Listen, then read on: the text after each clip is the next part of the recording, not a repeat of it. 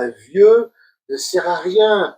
Un vieux, ce qu'il a connu dans le temps, il n'a même pas besoin de nous faire part de son expérience, ça ne nous intéresse pas.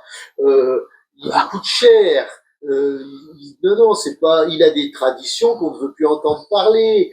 Un vieux, il a encore des vieux raisonnements où il faut un homme, une femme, et puis avoir des enfants, et puis les éduquer normalement, et puis avoir du civisme, avoir une certaine moralité. Mais ça, c'est pas dans l'air du temps. C'est pour ça qu'un vieux, ça ne sert à rien.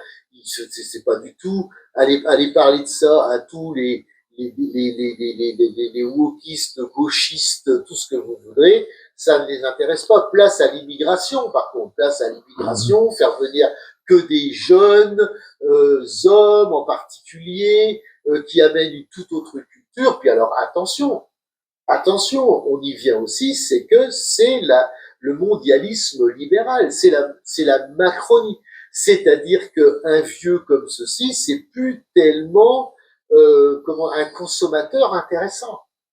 Pourquoi il y a cette idée-là de cette immigration exponentielle? C'est pour remplacer toute une population dans des vieux pays comme nous qui ne consomment beaucoup moins parce qu'on part du principe où les gens ont tout.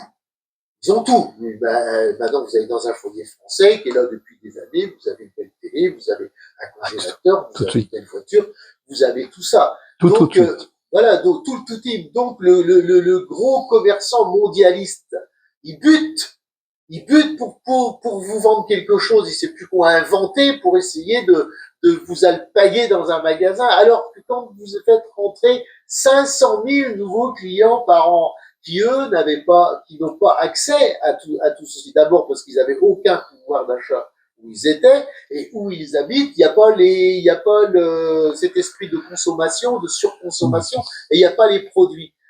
C'est génial. On fait rentrer tous ces gens-là en France, que d'ailleurs on finance, parce que c'est le vieux avec ses impôts aussi, qui donne de l'argent aux nouveaux pour qu'ils consomment pour les plus riches. Parce que c'est ça la boucle. Tout quand vous leur donnez l'allocation, par exemple, de rentrée scolaire, il y a une grande partie de la population, c'est pas du tout pour acheter des crayons, et puis une gomme, et puis un beau cahier pour écrire. On contrefou.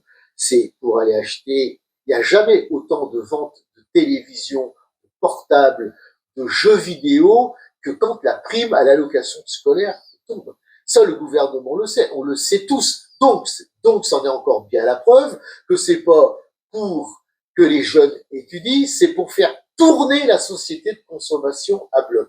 C'est toute l'histoire, elle repose là-dessus. On sait très bien qu'en donnant ces primes, ça n'apporte absolument rien à l'instruction, ni à l'école, ça apporte à la surconsommation et à la consommation.